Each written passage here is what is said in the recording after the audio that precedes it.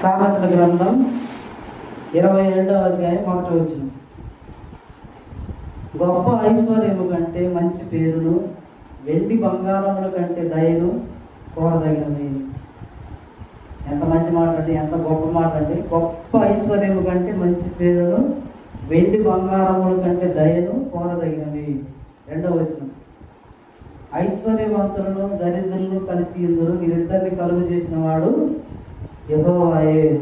3వ వచనం. బుద్ధిమంతుడు అపాయం వచ్చి చూచి దాగును, జ్ఞానము లేని వారు యోచింపక ఆపదలో పడదు. ఎంత మంచి మాట అండి. బుద్ధిమంతుడు ఏం చేస్తారంటండి, అపాయం వచ్చి చూసి ఏం చేస్తారంట, దాగుతాడంట. అపాయం అంటే ఎక్కడండి? అపాయం భూమి మీదనా? భూమి మీద కాదు అపాయం. మనం కన్ను మూసిన తర్వాత నిత్యాగ్ని దండన అనే అపాయం తప్పించుకుంటాడు ఎవరు? బుద్ధిమంతుడు. జ్ఞానం లేని వారు యోచింపక ఆరని అగ్నిగుండంలో పడిపోతారు. జ్ఞానం లేనివారు అంటే దేవుని జ్ఞానం లేనివారు ఆలోచింపక ఆపదలో పడిపోవద్దని దేవుడు మంచి మాటలు, ఎంత మంచి మాటలు అంటే ఎంత గొప్ప మాటలు అంటే అంత గొప్ప మాటలు. అలాగే 4వ వచనం. యెహోవా యందు భయభక్తులు కలిగి ఉండుట వినయమునకు ప్రతిఫలము, ఐశ్వర్యము, ఘనత, జీవము దాని వలన కలుగును. ఎంత మంచి మాట అండి. దేవుడు అంటే ఎవరికైతే భయము భక్తి ఉంటుందో దేనికి ప్రతిఫలం అంటే వినయం. వినయం అంటేనండి, వినయం అంటామా తగ్గింపు. తను తాను తగ్గించుకున్నవాడు హెచ్చించబడును, తను తాను హెచ్చించుకున్నవాడు తగ్గించబడును. అంటే ఎవరికైతే వినయం ఉంటుందో వాళ్ళు హెచ్చించబడతారు, ఎవరికైతే వినయం ఉండదో వాళ్ళు తగ్గించబడతారని బైబిల్ చెప్తుంది. యెహోవా యందు భయభక్తులు కలిగి ఉంట వినయములకు ప్రతిఫలము.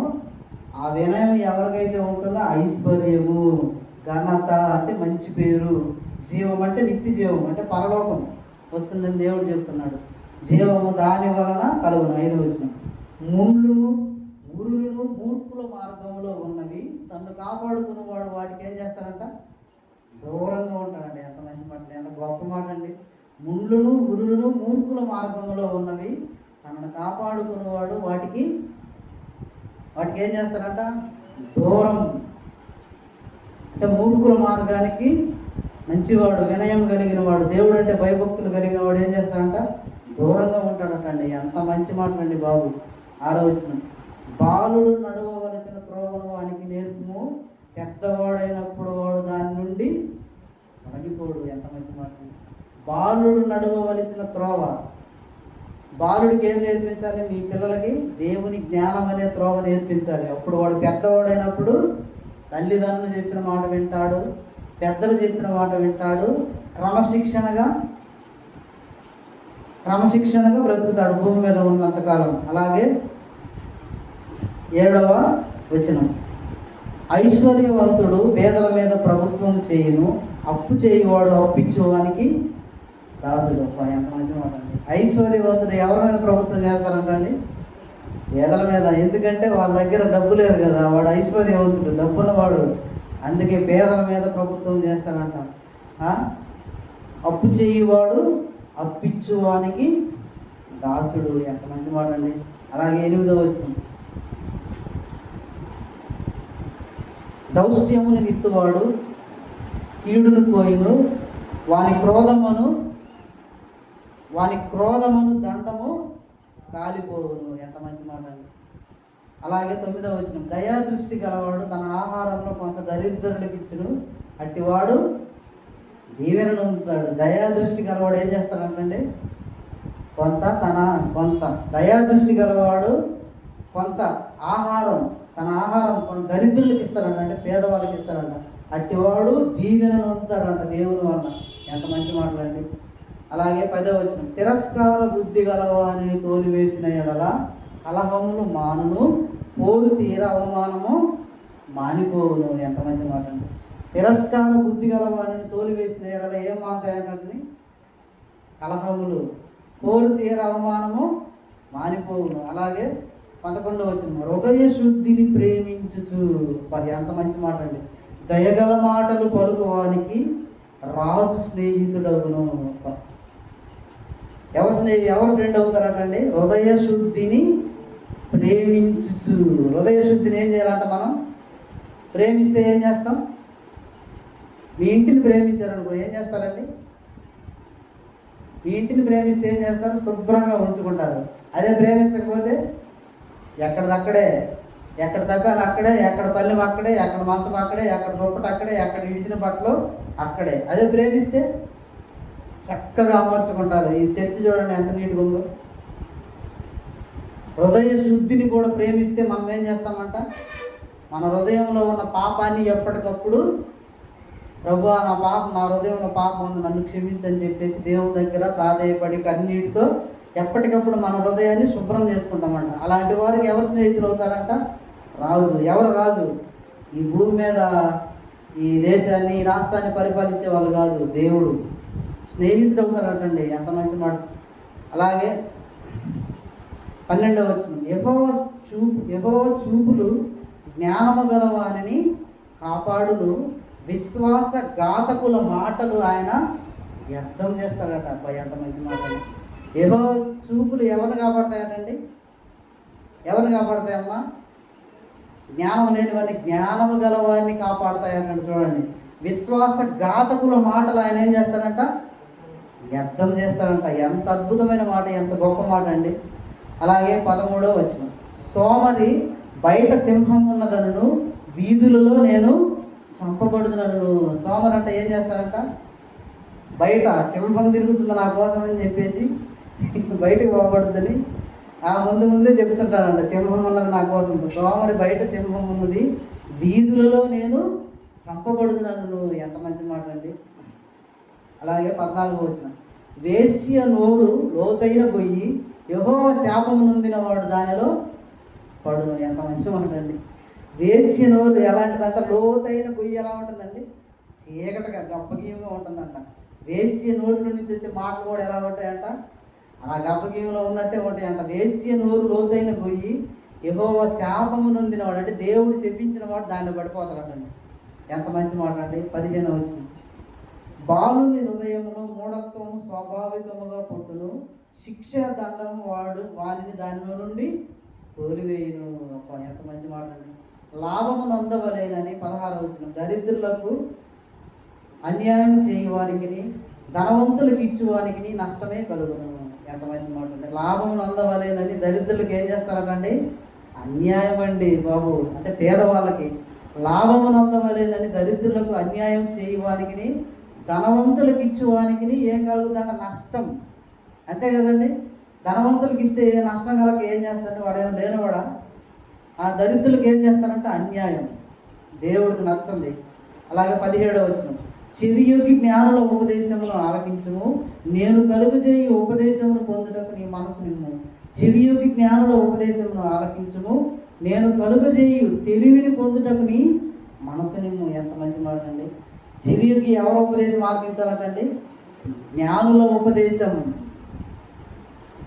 జ్ఞానులు అంటే జ్ఞానులు ఎవరండి? దైవ జ్ఞానులు, దేవుని జ్ఞానాన్ని చెప్పేవాళ్ళు.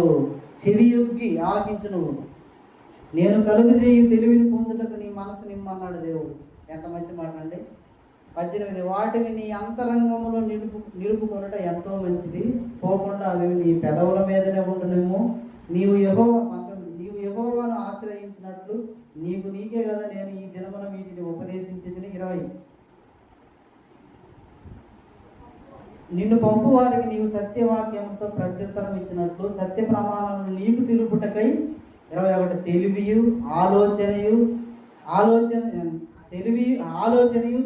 గల శ్రేష్టమైన సామెతలు నేను నీ కొరకు రచించి తిని. ఎంత మంచి మాటలండి. ఎవరి కొరకు రచించాడంట దేవుడు?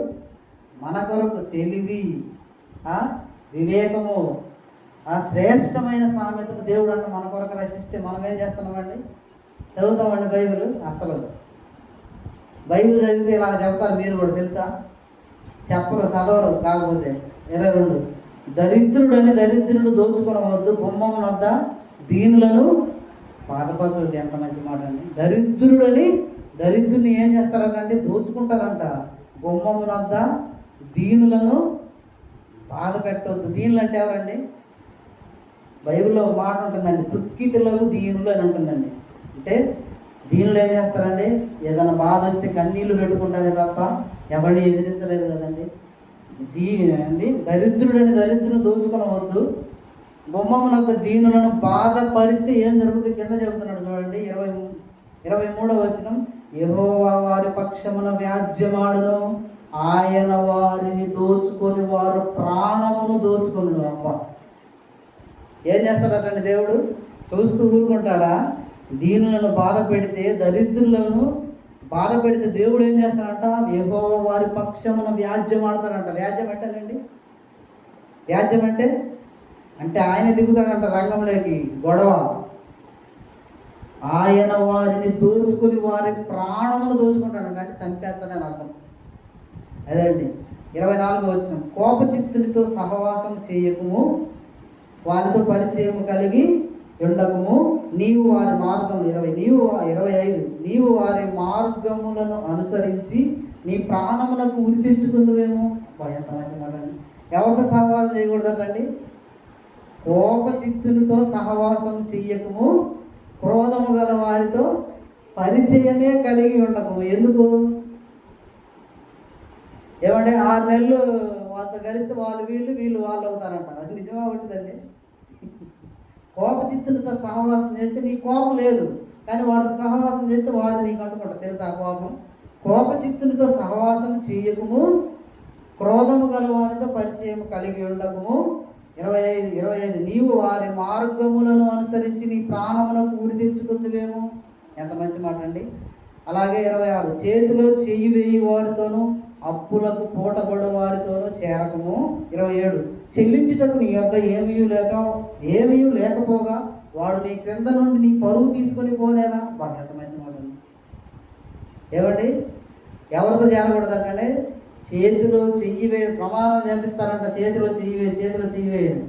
ఆ చేతిలో చెయ్యి వేయి వారితోనూ అప్పులకు పూటబడి వారితోనూ చేరకము. చెల్లించుటకు నీ యొద్ద ఏమీ లేకపోగా వాడు నీ క్రింద నుండి నీ పరువు తీసుకొని పోతాడంట. చూశారండి, పరువుగా బ్రతికే వాళ్ళు పరువు తీస్తారంట. అసలు దేవుడు చెప్పిన మాటలు అద్భుతమైన మాటలు అండి, ఆశ్చర్యకరమైన మాట. 28 నీ పితరులు వేసిన పురాతనమైన పొలిమేర రాతిని నీవు తీసివేయకూడదు. ఎంత మంచి మాట. ఏమంటే ఈ గ్రామానికి పొలిమేరలు ఉంటాయా? పొలిమేర అంటేనండి, ఇదిగో ఈ చర్చికి పొలిమేర, కాంపౌండ్. చర్చి దాటితే వేరే ఉంది స్థలం అనమాట, అది పొలిమేర. నీ పితరులు వేసిన పురాతనమైన పొలిమేర రాతిని నీవు తీసివేయకూడదు అన్నాడు దేవుడు. ఎందుకు? అది నీ పితరులు వేశారు, కానీ దాన్ని నువ్వు తీసివేయకూడదు అన్నాడు. అలాగే 29 తన పనిలో నిపుణత గలవాని చూచితివా, అల్పులైన వారి ఎదుట కాదు, వాడు రాజుల ఎదుటనే నిలబడతాడండి. ఎంత మంచి మాట ఉంది. తన పనిలో నైపుణ్యత గలవారిని చూచితివా, అల్పులైన వారి ఎదుట కాదు, దేవుడు అన్నాడు, వాడు రాజుల ఎదుటికే తేపడతాడట. ఎంత మంచి మాటలండి, ఎంత అద్భుతమైన మాటలు. ఒకసారి మీరు ఆలోచించండి, బాగా చదవండి బైబిల్. ఎవరైతే బైబిల్ చదువుతారో వాళ్ళకి ఏమొస్తుందో తెలుసా? జ్ఞానం వస్తుందండి. బైబిల్ ఎక్కడుందన్నమాట? ఎక్కడుందమ్మా?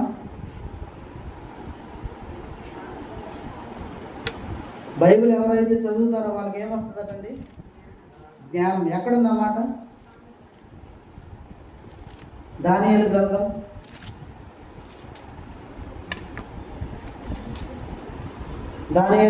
12వ అధ్యాయం 4వ వచనం. దానియేలు 744 పేజీ నెంబర్ అండి.